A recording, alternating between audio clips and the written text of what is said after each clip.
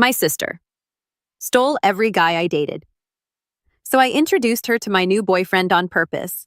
She thought she'd win again until she learned he was her ex-husband's divorce lawyer, and the entire room went silent. I'm Maya, and I need you to understand something right now. I'm not the villain in this story. I spent 28 years being the good sister, the responsible one, the one who cleaned up messes and kept quiet about things that would make your skin crawl. But 3 months ago, I looked at myself in the bathroom mirror at my mother's birthday party and realized I was done. I was done watching my sister Brittany destroy everything I tried to build. The party was still going on downstairs. I could hear her laugh, that specific laugh she does when she's flirting. High-pitched, breathy, with this little catch at the end that makes men think they're the funniest person alive. I knew that laugh because I'd heard it directed at 7 different men I'd brought home over the past decade. 7. I splashed cold water on my face and stared at my reflection. My mascara was running because I just caught Brittany in the garage with Mark. Mark, who I'd been dating for 6 months. Mark, who told me 3 weeks ago that he was falling in love with me. Mark, who was currently pressed against my sister between my father's workbench and his vintage Mustang. That's when I made the decision. I went back downstairs, smiled through the rest of the party, and started making calls the next morning. But let me back up. You need to understand how we got here. Brittany is 2 years younger than me. Growing up, everyone always said she was the pretty one. And she is blonde hair that actually looks natural green eyes.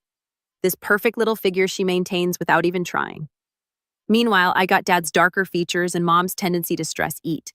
But here's the thing. Nobody tells you about having a beautiful sister. It's not the comparisons that destroy you. It's watching her use that beauty like a weapon and everyone just letting her. The first time it happened, I was 19. His name was Connor, and he was my first real boyfriend. We'd been together for almost a year. I thought we were serious. I was actually planning to tell him I loved him. Then I came home early from my shift to the campus library and found them in my dorm room. In my bed, Brittany cried, said she was drunk, said Connor had come on to her, said she didn't know what she was doing. Connor said nothing, just grabbed his clothes and left. My parents made me forgive her. She's your sister, my mother said. Family is forever. Boys come and go. I was 21 when it happened with Daniel, 23 with Josh, 24 with Ryan. After Ryan, I stopped telling Brittany when I was dating someone.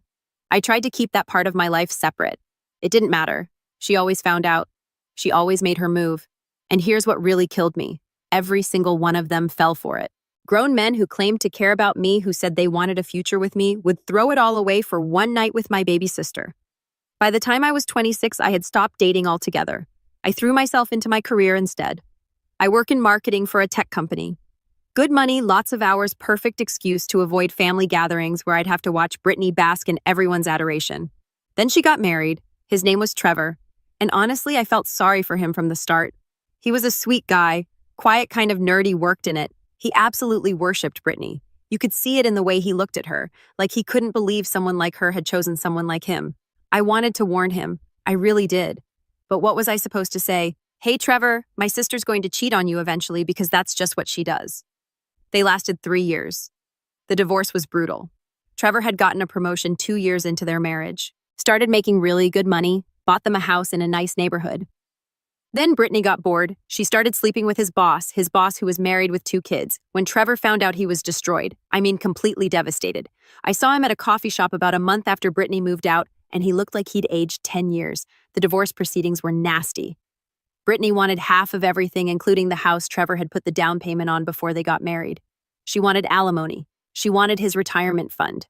Trevor got himself a lawyer, a really good one apparently. I didn't know much about it because Brittany stopped talking to me during that period.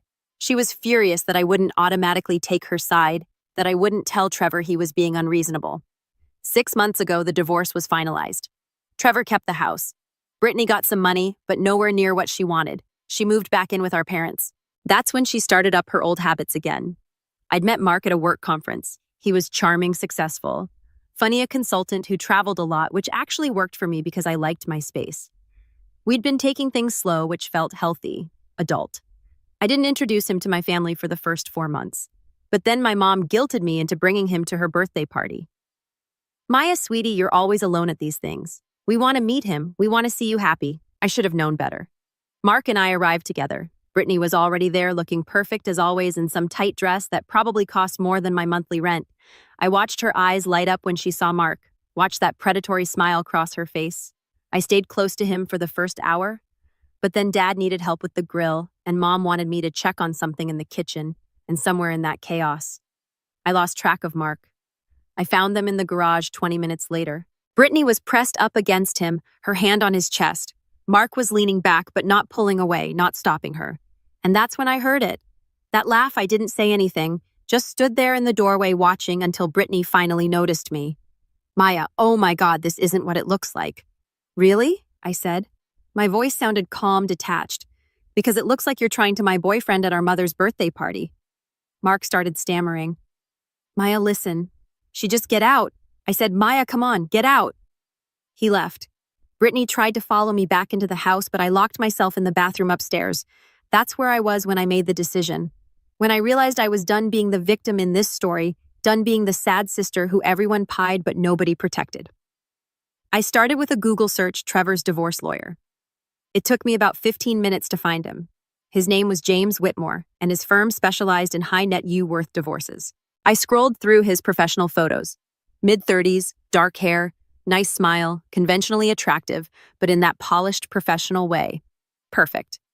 I called his office on Monday morning, told the receptionist I needed to schedule a consultation about a family legal matter.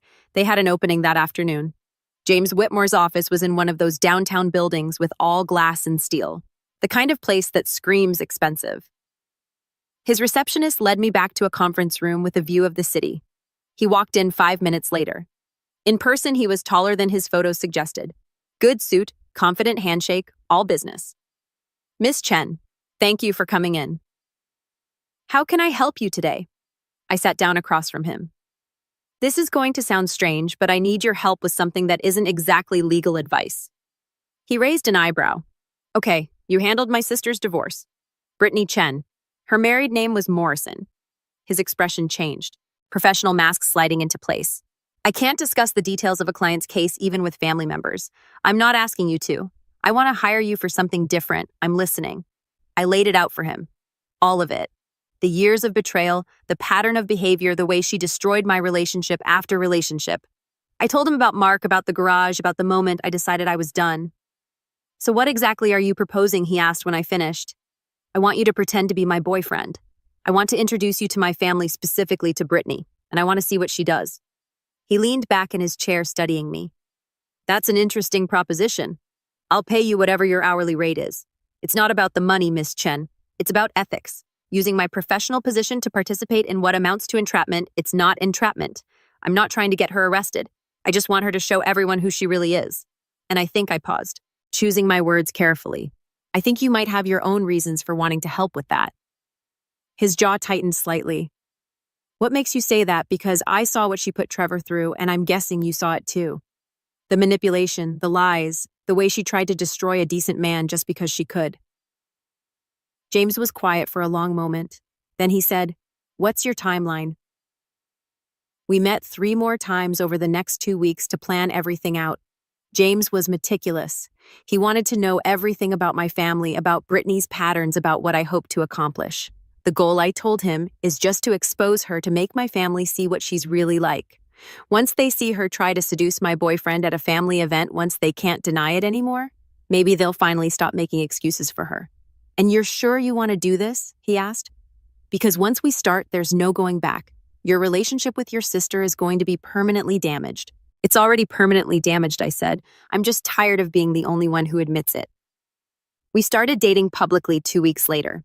I posted photos of us on social media. Nothing too intimate, just casual stuff. Coffee dates, dinners, a concert, the kind of things normal couples do. My mother called me within 24 hours. Maya, you're seeing someone new. He's handsome. Why didn't you tell me? It's still pretty new, Mom. I didn't want to jinx it. Well, you have to bring him to Sunday dinner this week. I insist. Perfect.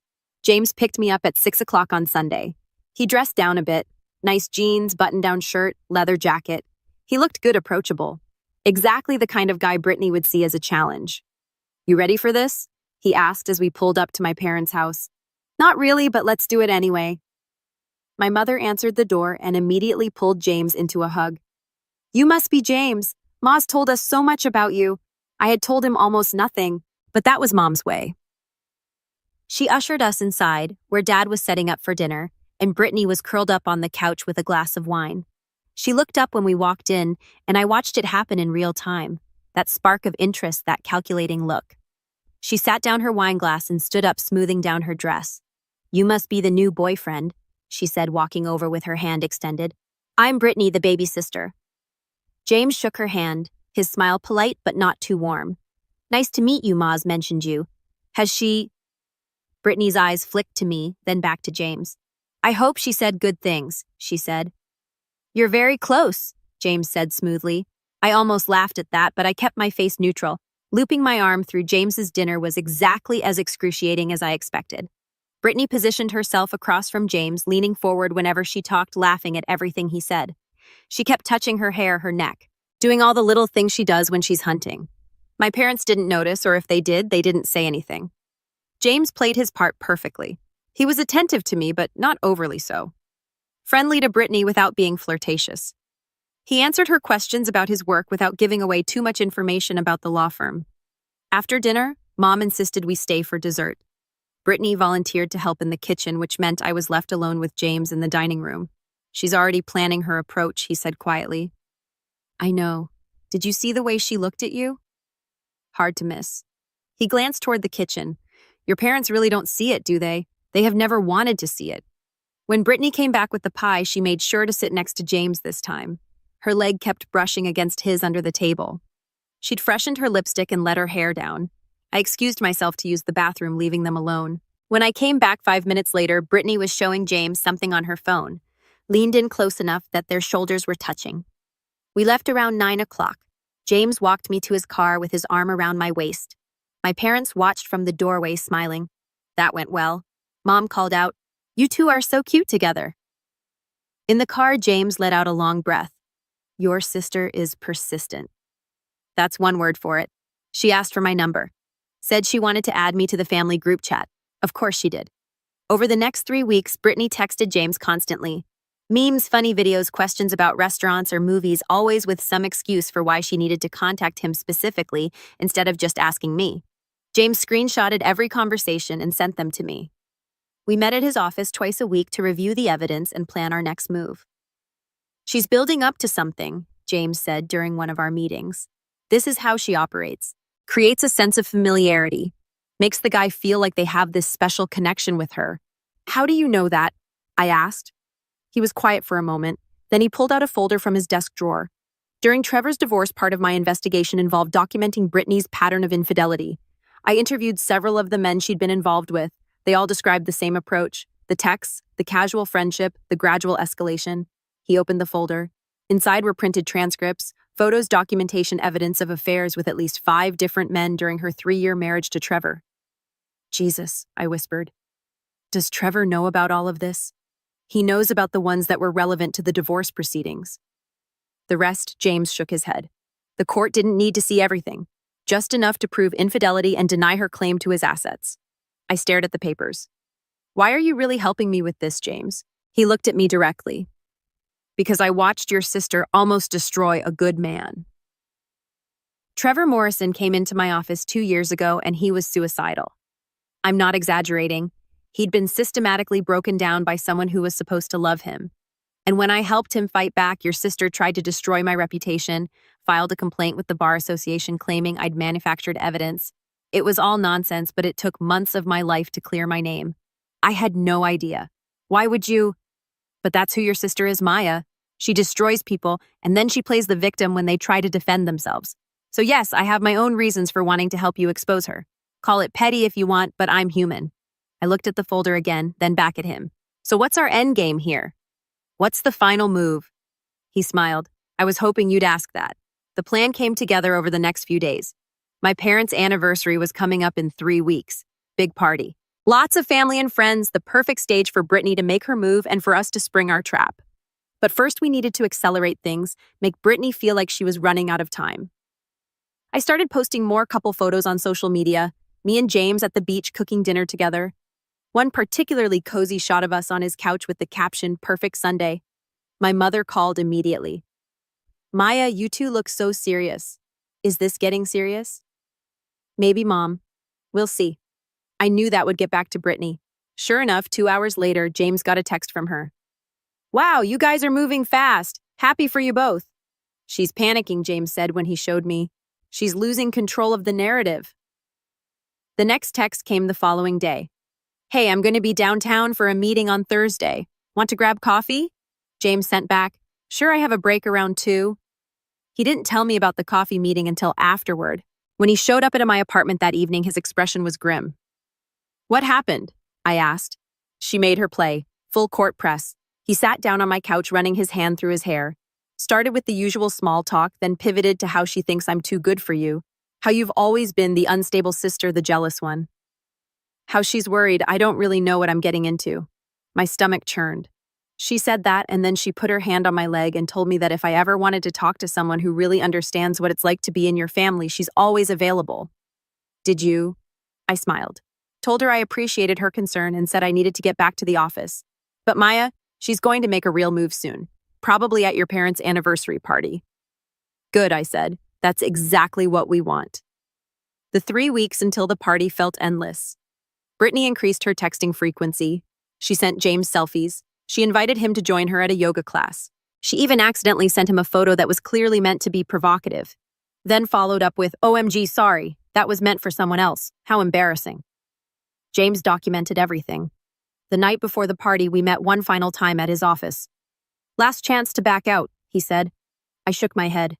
I'm not backing out, but I need to know something. What happens after tomorrow? After we expose her? What's your part in all this? He leaned back in his chair. What do you mean? I mean, you've been pretending to be my boyfriend for almost 2 months now.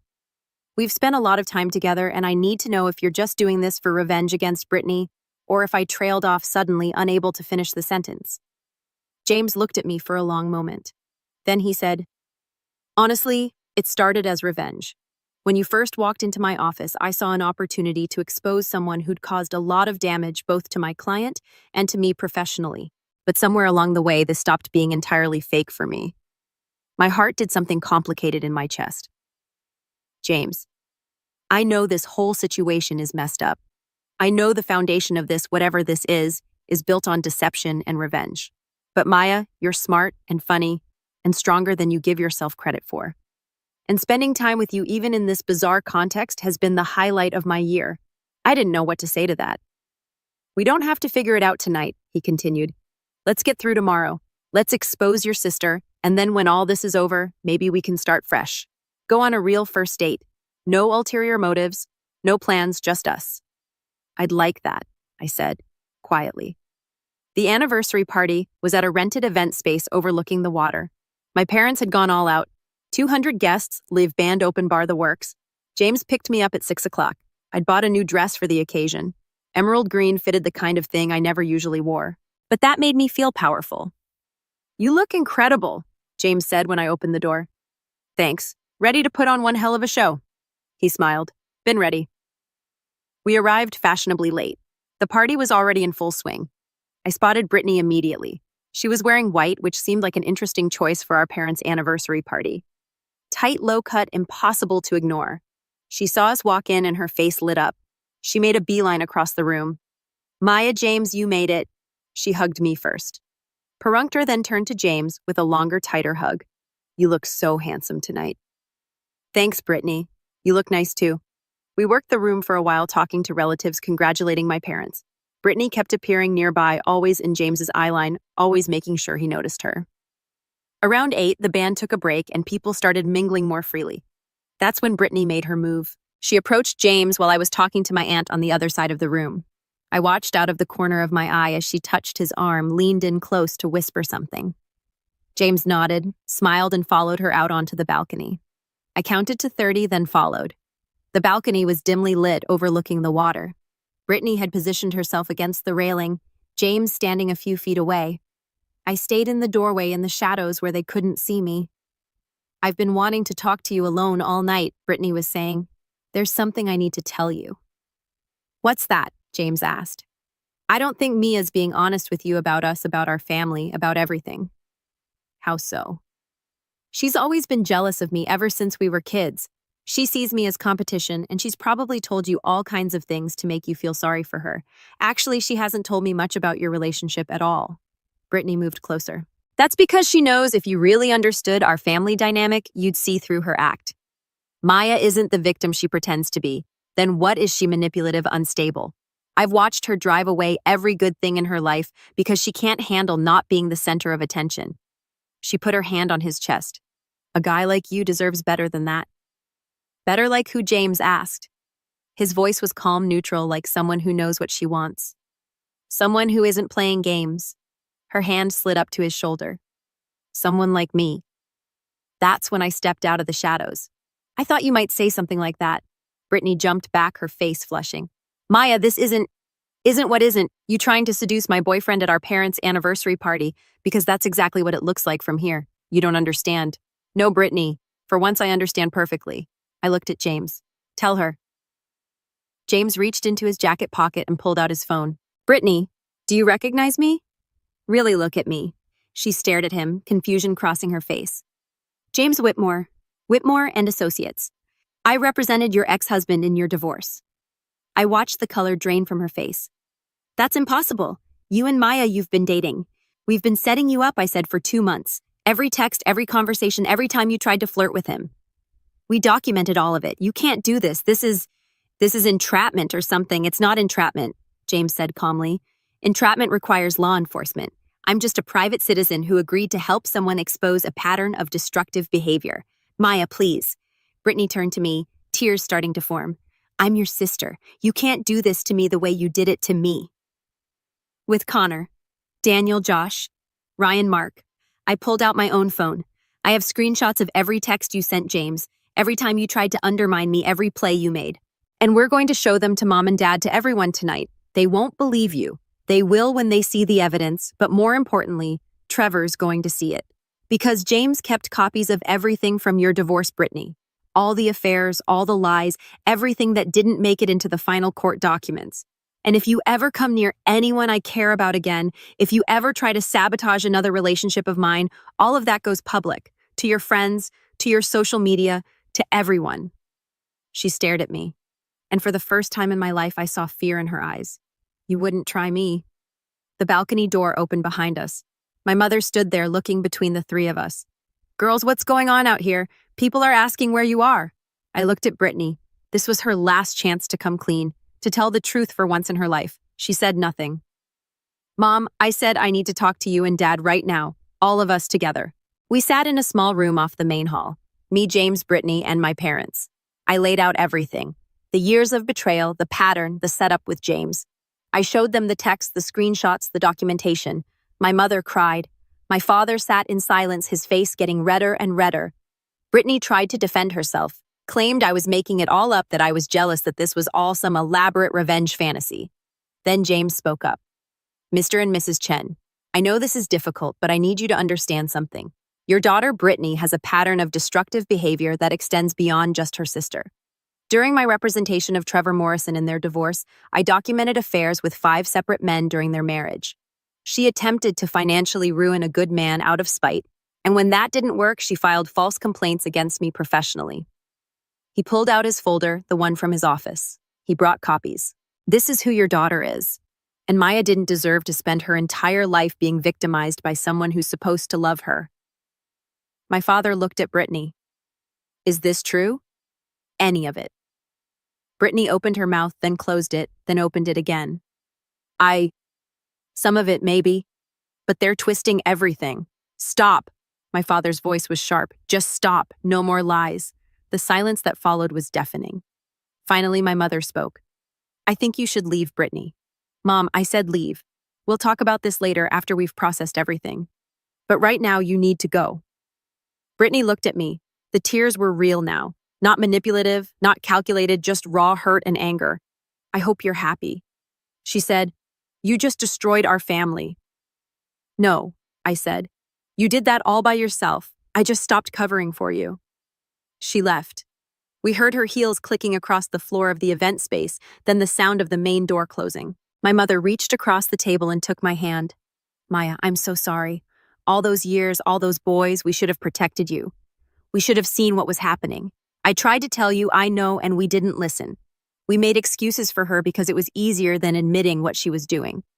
She looked at James. Thank you for helping her. I know this must seem like a nightmare of a family to get involved with. James smiled slightly. Actually, I've seen worse. And Maya's worth it. The party continued, but we didn't go back out. We stayed in that small room talking, my parents asking questions, me finally telling them everything I'd held back for years. When we finally left around midnight, my father hugged me at the door. I'm proud of you, he said, for standing up for yourself. I just wish it hadn't taken this long.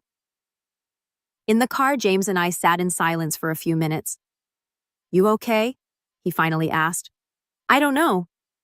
I thought I'd feel better, more vindicated, but mostly I just feel tired. That's normal. You've been carrying this for a long time. What happens now? He reached over and took my hand. Now we figure out what's real. Because Maya, somewhere in the middle of this revenge plot, I started falling for you. The real you, not the performance. And I'd like to see where that goes if you're interested. I looked at our joined hands. I'm interested, but maybe we could start with that real first date you mentioned. Something normal where we're not plotting against anyone. I'd like that. He started the car. How about next Friday? I'll pick you up at 7 o'clock. We'll go somewhere nice, and only agenda will be getting to know each other better. Perfect. He drove me home, walked me to my door like a gentleman, and kissed me on the cheek before leaving. I went inside, changed into pajamas, and checked my phone. There was a text from my mother. Your father and I are going to therapy. We think as a family we need professional help working through this. We'd like you to join us when you're ready. And one from Brittany, you win. I hope it was worth it. I didn't respond to that one. There was nothing left to say. Over the next few weeks, things slowly settled into a new normal. Brittany moved out of my parents' house into her own apartment. She blocked me on social media, and I heard through my mother that she'd started therapy too. My parents kept their word about family counseling. It was awkward and painful, but necessary. We talked about patterns, about enabling behavior, about the different ways they'd failed both of us. Because as much as Brittany had hurt me, they'd hurt her too by never holding her accountable. And James and I went on that first date, and a second, and a third. Turns out when you strip away all the drama and revenge plotting, we actually really liked each other. He was funny and kind and brilliant. He challenged me in good ways. He made me want to be braver. 3 months after the anniversary party, we made it official. Real relationship, real feelings built on an absolutely insane foundation, but somehow working anyway. 6 months after that, I ran into Trevor at a coffee shop. Maya, he said, surprised. Hi, how are you? I'm good. Really good, actually. You better. Much better than the last time you saw me. He smiled, and it reached his eyes. I heard about what happened with Brittany. James told me. Are you okay with that? With what we did? Are you kidding? I'm grateful. For years, I thought I was crazy that I'd somehow imagined how bad things were. Having someone else validate that, having someone else see who she really is, that helped more than you know. We talked for a few more minutes, and when we parted ways, I felt something settle in my chest. Peace, maybe, or closure. That evening, James and I were making dinner at his place when my phone rang. My mother, Maya, honey. I wanted to let you know Brittany's moving. She got a job in Seattle. She's leaving next month. How do you feel about that? I asked. Sad, relieved, worried, all of it. She paused. She asked if you'd be willing to see her before she goes to talk.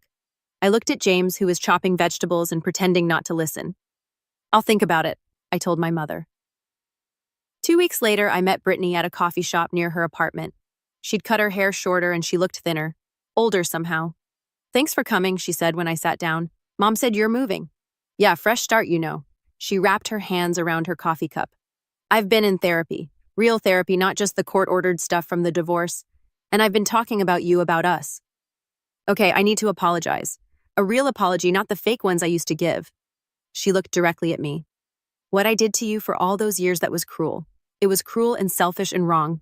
I destroyed your relationships because I was jealous of you. I blinked. Jealous of me. You were always the smart one, the talented one, the one Dad actually respected. I got attention for being pretty, but that was all I got. So I took the one thing I could from you. The validation from men who wanted you. It made me feel powerful, but it was toxic, and I'm sorry I didn't know what to say. I'd imagined this conversation 1,000 times, but now that it was happening, I felt numb. I don't expect you to forgive me, Brittany continued. I don't even know if I deserve forgiveness, but I wanted you to know that I understand what I did. I understand that I hurt you repeatedly and deliberately, and I'm going to spend the rest of my life trying to be better. Therapy is helping, I asked. It's hard, really hard. Facing yourself who you really are without any excuses or justifications. It's brutal, but yeah, it's helping. We sat in silence for a moment. I hope Seattle is good for you, I finally said. I hope you find what you're looking for. I hope you're happy, she said. With James, I mean that. He seems like a good guy and you deserve someone good. He is. And thank you. We finished our coffee mostly in silence. When we stood to leave, Brittany hugged me. It was awkward and brief, but it felt like an ending. Not a reconciliation, but an acknowledgement that we'd both been part of something broken, and we were both trying to move forward. A year later, James proposed. Simple, intimate, just the two of us on a beach at sunset. I said yes before he even finished asking. My parents threw us an engagement party. It was small, just close family and friends. Brittany sent a card from Seattle with a generous check and a note that said, "Congratulations, you deserve all the happiness." I tucked the note away in a drawer and didn't think about it much after that. On my wedding day, walking down the aisle toward James, I realized that the revenge plot that had brought us together wasn't what mattered anymore. What mattered was that I'd finally stood up for myself, that I'd stopped being a victim of someone else's dysfunction and started building the life I wanted. My sister had every guy I dated until I introduced her to my new boyfriend, who was actually her ex-husband's divorce lawyer. It was petty and calculated, and probably not the healthiest foundation for a relationship, but sometimes the messiest beginnings lead to the most beautiful endings. And as James slipped the ring on my finger and kissed me in front of everyone we loved, I realized I didn't regret a single second of